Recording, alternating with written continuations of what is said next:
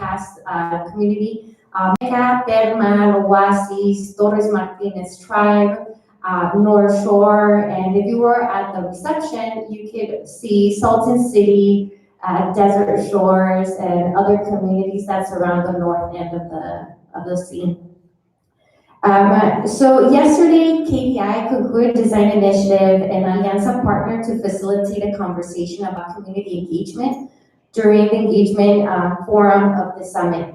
The purpose of the forum was twofold. First, to hear from Lisa and Arturo on behalf of the California Natural Resource, offer a high-level update of the Salton Sea Management Program and the status update of the agency's plan for bolstering engagement. Second, to hear from members of the community about how they want to be engaged. We recognize that authentic community engagement is reflective and in service of the diverse population surrounding the sea and requires intentionality. The goal of the forum was to open dialogue about possibilities that the state can consider in their engagement process. We made every effort to include voices from around the sea, but we know that distance here in the Coachella Valley is still a barrier. We were able to get representatives from the West Valley, Mid Valley, such as the city of Indio, and a representative from Termal and Oasis. In the audience, we had members from Indian Wells, Palm Desert, Rancho Mirage, Shadow Hills, and other communities of the West Valley. We were still missing the ECV Valley. So for us, it was essential to provide a platform for the voices that are missing today. So right now, we're talking about the science, engineering, but we don't necessarily have the people here who experience the sea every day. So the panelists provided a point of view, options of how they want to be engaged in this process. Members from the audience were able to participate via a live polling, so using software via text messaging, live streaming their point of view. They also had half a page to input their thoughts around answering this specific question, which is, what's the most important aspect of the Salton Sea engagement you should be part of? ¿Cuál es el aspecto más importante de Salton Sea para participar? Because many people want to be engaged in different things. And as the state is now coming up with updated plans, for example, right now the engagement, we want to secure that the community is not left behind. We understand that the Salton Sea Management Program, when it was developed, the community was not consulted. So now it's an opportunity to repair that, to build that trust. So some of the things that were brought up during the panel and overall discussion was that community wants to see the state work in a parallel conjunction for short-term and long-term solutions. They want to see a proactive plan that deals with health issues of the local community members. We know that in the Eastern Coachella Valley, we're talking about cumulative impact. Yesterday, some of our schools were shut down close to the sea because there was a toxic fire happening. Today, they were asked not to go to school because they would be affected. We had some students be taken to the hospital because the air was very bad.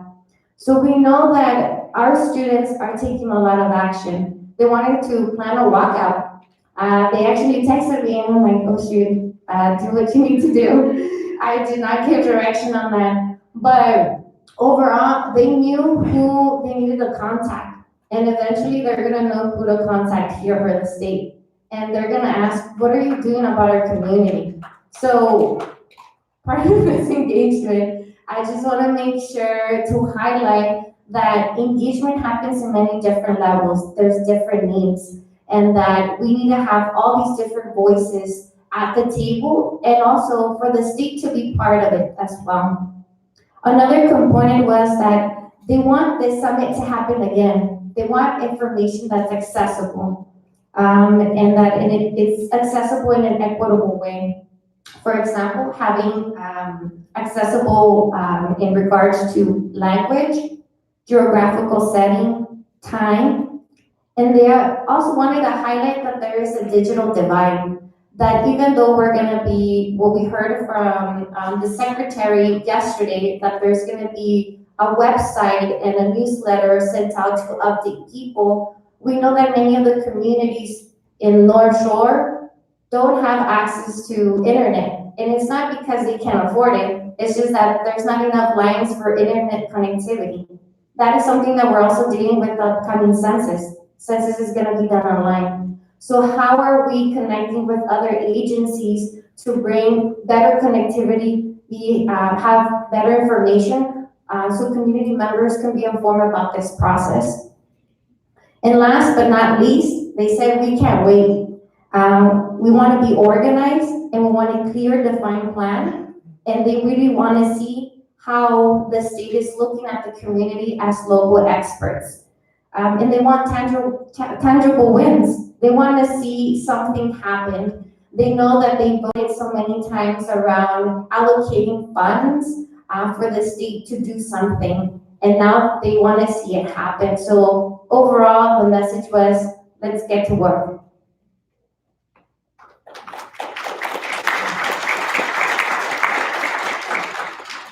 So our recommendations to the state is that we want consistency. That this is one of the avenues to get communities from across the valley, including Imperial, for us to think about how are we including the South End as well. So consistency in the engagement process. I know that right now there's some conversations the engagement plan to be delivered out for the community to get feedback, but also we're still waiting on the date. So when that's going to be released. So I really appreciate this opportunity, this platform, to be able to elevate the voices from yesterday's panel, but also the voices that we're missing. So thank you so much.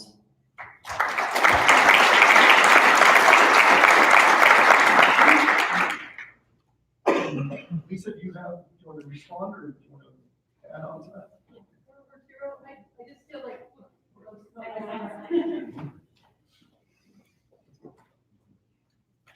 I just want to thank you again and Christian for the opportunity last night. Arturo and I were taking a lot of notes. It was a great opportunity for us to hear from the community. I know we have taken away a lot of ideas about how important it is to meet people where they are and not leave groups behind and be intentional about it. So we look forward to continuing the conversation. As we develop out our plan, we're going to really be looking to work with all of these various groups and partner and really get this going. Arturo, anything else to add? Yeah, Sahada, thank you very much. I think one of the things that you hit on is providing clarity on how we're moving forward. And from my perspective, that's what I'm going to be focused on, is making sure that we identify touch points along the way so that we can engage with the communities, the public, the stakeholders, and making sure that we are talking clearly about what our next steps are, what our path forward is, and then how we can bring in your feedback into our process. So thank you.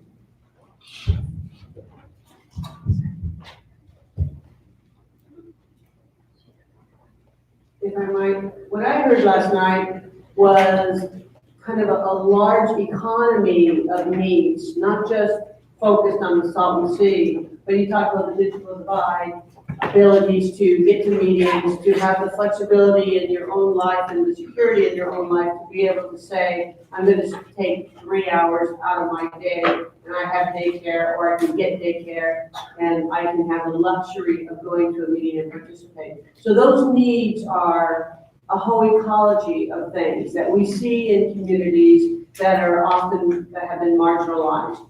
And so the addresses that we need are much more than the Salton Sea. We're here to talk about the Salton Sea's future today, and that's incredibly important. But all of us also have to be cognizant that we need to be talking about the investments at our schools and our infrastructure and the ability for people to move from A to B to go to work, and a whole host of other things. So marginalized communities are underinvested, not just in one point of interest, but are underinvested in a synergistic way. So it's a much larger and heavier lift. So whatever we all can do collectively to move that needle forward is really important.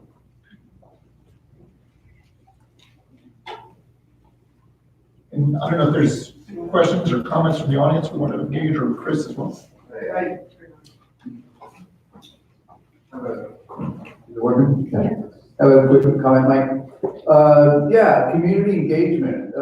It's an extremely important aspect of this whole Salton Sea experience. I just wanted to share in our experience building out the Red Hill Bay project.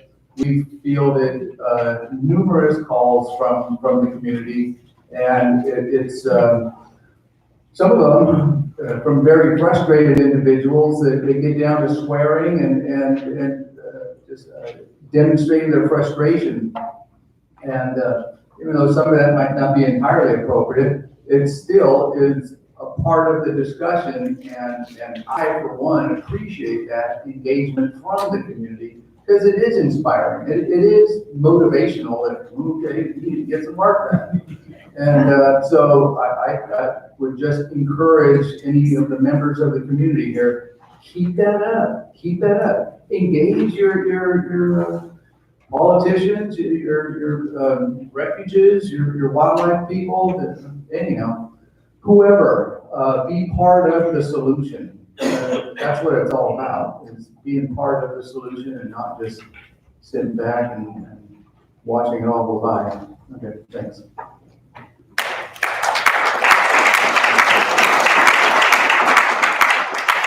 Take questions from the audience? I think we've got some time. Do we have comments about engagement from our audience? Oh, here we go, just speak very loudly and I'll. Okay, I hate to put Mr. Delgado on the spot, but I'm going to. My name is Ron Spears, I'm the Salton Sea Restoration Committee. And So I'll repeat the question. Mr. Ron Spears from the Salton Sea Committee is about to ask a question.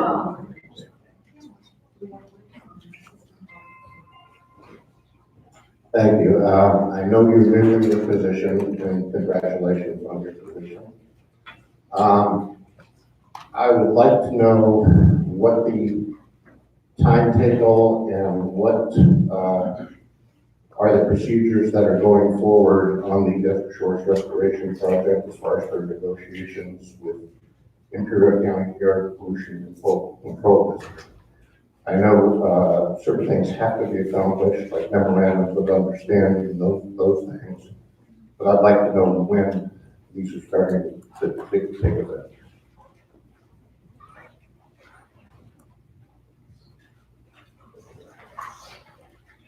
Yeah, thanks for the question, Ron. I believe your question was specific to Desert Shores, is that correct? Yeah, so I'm actually downloading with Bruce Wilcox so I can get all the facts around that matter. And I hope to be better positioned next week and the next couple of weeks so we can kind of identify a path forward around that. Thank you. Any more thoughts about how you would like to be engaged or how you can participate in helping the engagement process?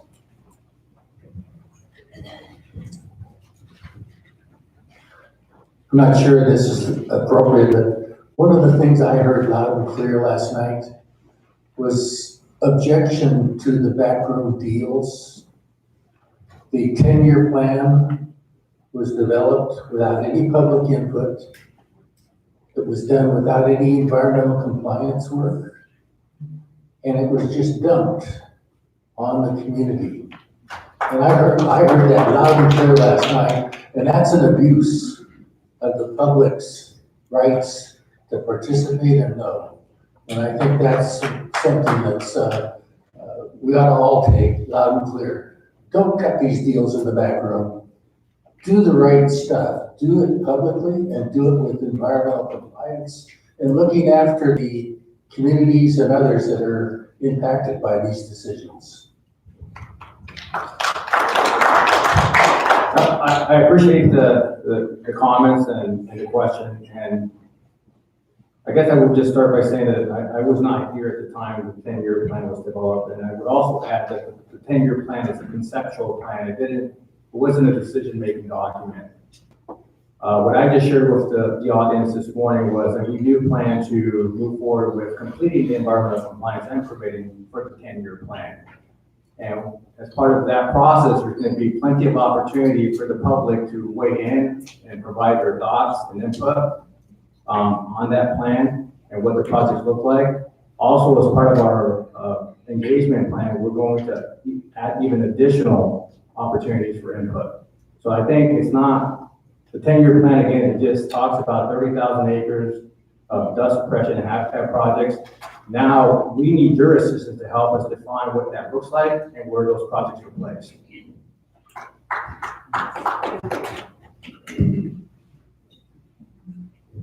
I think everybody knows it's not easy. Mike, you and I have been part of public processes for decades upon decades. And I have to say, from my perspective of probably 45 years, this new administration and the people that have been brought in with them and the spirit that has been engendered to the rest of the public servants throughout the state has been one that I have never seen before, with as much commitment and energy for sincere and very valuable community engagement on a variety of projects and levels, not just Salton Sea. So I think this is a new day, and I'm excited about moving forward, about how we can go about our business.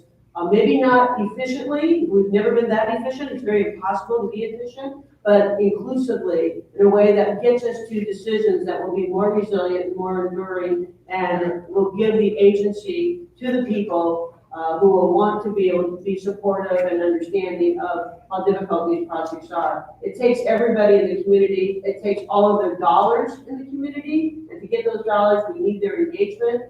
So that process is ongoing and iterative. But I think you should join me in recognizing the kinds of changes we've seen in just the last 9 months, I think are cataclysmic from my perspective. I agree. For Mr.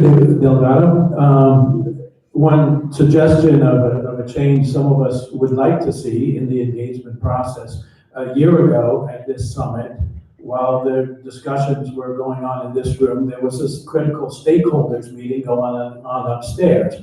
That was closed to the public. That was only members of employees of public agencies and a few selected contractors invited to that. Likewise, we had a similar stakeholders meeting just a couple of weeks ago, and we saw a video about it. But again, these stakeholders meetings are limited to public agency employees in specific agencies and limited to a few contractors hired by the public agencies. Well, the people who live here are stakeholders too.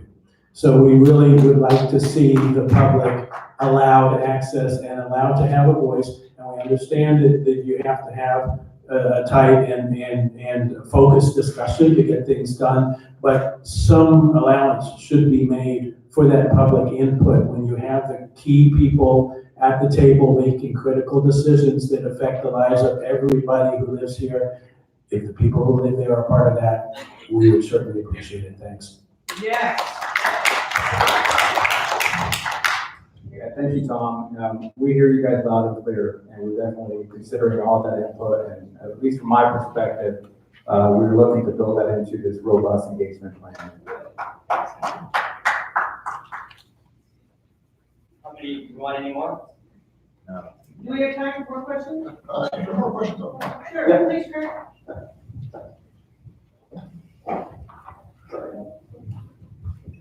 Hi, my name is Anchini. I'm a professor at UC Riverside, and I do research, community-based participatory research here in the Eastern Coachella Valley. So I'm very excited to know that you all have an engagement plan.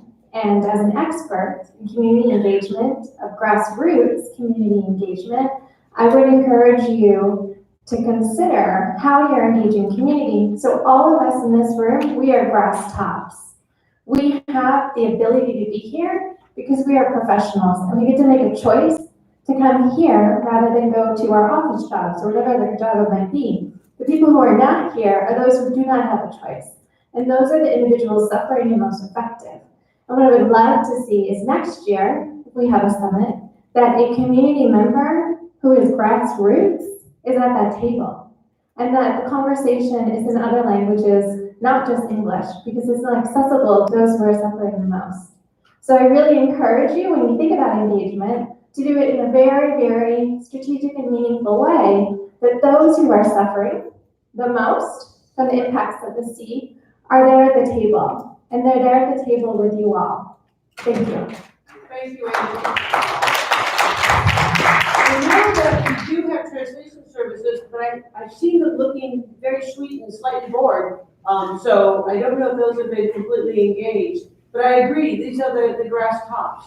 And to engage the grassroots, we have to go to the local fire station and churches and knock on doors. You know, that's the kind of intensity that it takes. And so getting those resources together is something that is going to be much greater than just the state or the Fed.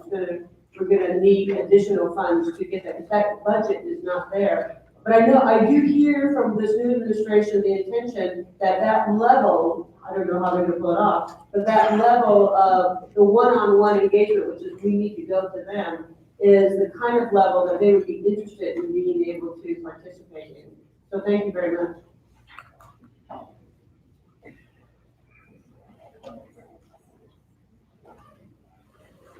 So I think we've heard a lot of really good ideas, a lot of really good input. I'm excited that Lisa and other members of the state are up here, directly involved with the communications and engagement efforts.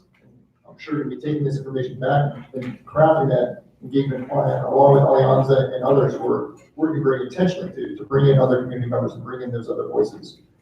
There's always the challenge, of course, of where we're citing these meetings, how we're going to reach out to the communities, how we can put it in a place where we get various different communities represented. I think part of the answer to that is, I hate to say more meetings, but we need to have more meetings. And they're going to have to be in different places and more accessible places throughout upper and lower Coachella valleys. We need to get some meetings down in Imperial Valley as well to reach out and make those accessible to more community members. Perhaps directly related to this, as Samar mentioned earlier, the schools in Thermal and Mecca are closed because of this toxic fire. So there was a youth forum scheduled this afternoon at 1:30, and many of those students are not going to be able to attend because of the school closures and not being able to gather and come up here for that youth forum. But the upside of that is that there's a video, or like a documentary that was put together called Estamos Aquí, which will be shown this afternoon at 1:30 here in this auditorium.